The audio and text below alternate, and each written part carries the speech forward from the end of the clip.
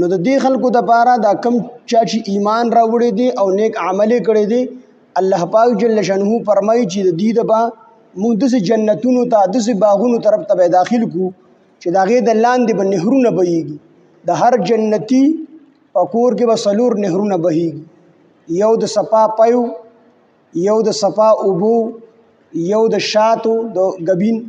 او یو چې کوم دی دا د شرابو خو د دنیا د شرابو په شان شراب بني نو په هغې کې سرخوږي وي او نو په هغې کې نشه وي بلکې د تلذذ او د خوند دپاره به چې کوم دی خلک د اسخا شراب بني لکه دا دلته کې چې وسکي او بیا د خولې نه څښا بوی ځي بیا نه چې کوم دی په خپل ښه باندې پوهېږي نه په بد باندې پوهېږي داسې به نه وي هغه به صفا شراب وي صحیح شراب چې په هغې کې به انسان باندې نشه نه راځي هغه به صرف د خوند دپاره خلک څکي نو الله فرمایي چې داسې باغونو طرف ته به داخل کو داسې جنتونو طرف ته جنت اصل کې باغ ته ویلی شي جناتین داسې باغونو طرف ته تجری چې بهیږي به من تحتها الانهار لاندې د دې نه نهرونه د دغې باغونو د لاندې به نهرونه چې کوم دی بهیږي خالدین فیها ابدا دی به همیشه دپاره به دغې کې وي چېرته به د دغې جنت نه انسان راوځي نه چې یو بیا ورته داخل شي دی به چېرته نه راوځي دی به همیشه دپاره په دغه جنت کې او الله رب العزت به ورته اعلان وکړي زه به ستاسو نه راضي یم او چېرته به درنه نه خفه کېږم تاسو به همیشه دپاره په دې باغونو په دې جنتونو کې بیا چې په دغه کې د انسان زړه څه غواړي نو هغه کار به کېږي خو دې خوراک ښکلې غواړي څه قسمه خوراک غواړي هغه به ورته حاضر بس د دې انسان په زړه کې چې کوم قسمه خواهش راځي هغه به له الله رب العزت پوره کړي دا هر خواهش په جنت کې پوره کړي دنیا دا د محنت ځای دی دلته به محنت کول غواړي د انسان خواهشات په دنیا کې نه پوره کړي او بیا قبر دا د خوب ځای دی او جنتونه چې دي دا د خواهشاتو پوره کېدلو ځایونه دي د جنت په استقبالیه کې به 4 اعلان جنتی ته کېږي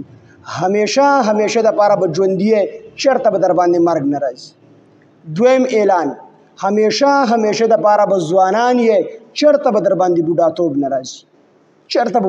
راځي همیشه دپاره به صحتمند یې چېرته به در باندې بیماری نه راځي او همیشه دپاره به ژوندي یې چېرته به در باندې مرګ نه راځي هر انسان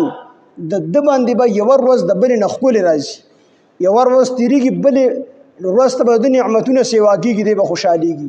درېیمه به د دویمې ورځې نه ښکلې وي څلورمه به د درېیمې ورځې نه ښکلې وي دنیا کې ترتیب الټه دی یوه ورځ د بلې نه خرابه راځي او په جنت کې به یوه ورځ د بلې نه ښکلې راځي قسمه قسم نعمتونه الله پاک جل شانه د خپلو نیکانو بندگانو دپاره تیار کړي دي په دنیا کې به محنت کول غواړي حدیث مبارک کې راځي لا عین رأت ولا اذن سمعت ولا خطر على قلب بشر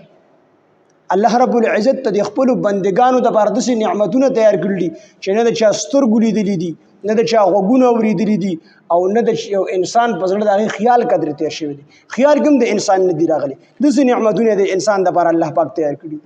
خو دنیا کې به محنت غواړي دنیا کې به خپل ځان کې تقوا پیدا کول غواړي د ګناهونو نه به ځان چې کوم دی ساتل غواړي او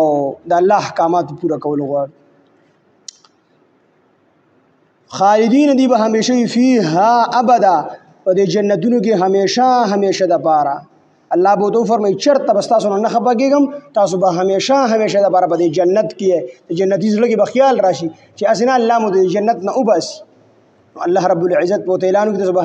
همیشه دپاره په دې جنتونو کې د دې جنت نه چېرته تاسو نشئ ایستلی او نه زه ستاسو نه به چېرته خفه شم همیشه به ستاسو نه راځي بیا به جنتیانو ته چې په دې باندې څومره خوشحالي کېږي دومره به ورته په یو څیز باندې خوشحالي نه کېږي خالدین دی به همیشه فیها به د جنتونو کې ابدا همیشه دپاره لهم د دوی دپاره فیها په دې جنتونو کې به ازواج مطهرة پاکي بیبیانې وي پاکي بیبیانې به داسې وي چې د حیض نه به هم پاکي وي د نفاس نه به هم پاکي وي دغه رنګې د پوزې د ګندګۍ نه د خولې د ګندګۍ نه د انسان چې د کوم څیز نه نفرت وي د هغه ټولو ګندګو نه به الله پاک دا پاکي پیدا کړي او د دې اخلاق هم بد نه وي بد اخلاقه به هم نه وي اخلاق په هم الله ښایسته ورکوي د بد اخلاقۍ نه به هم پاکي وي د بل چاته د کتنو نه به هم پاکي وي دا به کوزو سترګو واري. کوزو سترګو څه مطلب؟ د دې سترګې به صرف خپل خاوند طرف ته اوچتېږي، بل چا ته به نه اوچتېږي. او بهترینې بیبیانې فرمایي چې دومره ښایسته چې هغه که مړي سره خبرې وکړي هغه مړی به ژوندي شي، خو د هغې دا مړوند د دنیا د انور مخې ته شي، د انور به خپله رڼا پرېږدي. د خولې توکاڼې د هغې دومره خوږې دي، که تریخ سمندر ته هغې توکاڼې ورتو کړي دا تریخ سمندر به پې ورګبېلي شي. داسې ښایسته بیبیانې د انسانانو د خپلو بندګانو دپاره الله پیدا کړي دي. نو ازواج مطهرة، نو بیبیانې دي به وي داسې بیبیانې مطهرة چې پاکې به وي د هر قسمه ګندګۍ نه. وندخلهم، او موږ به داخل کړو د مؤمنانو لره د خپلو بندګانو لره ظلا ظلیلا، داسې ګور سورو طرف ته، داسې سورو طرف ته چې هغه به ډېر ګور وي او دوی ته په دغه سورو کې راحت میلاویږي.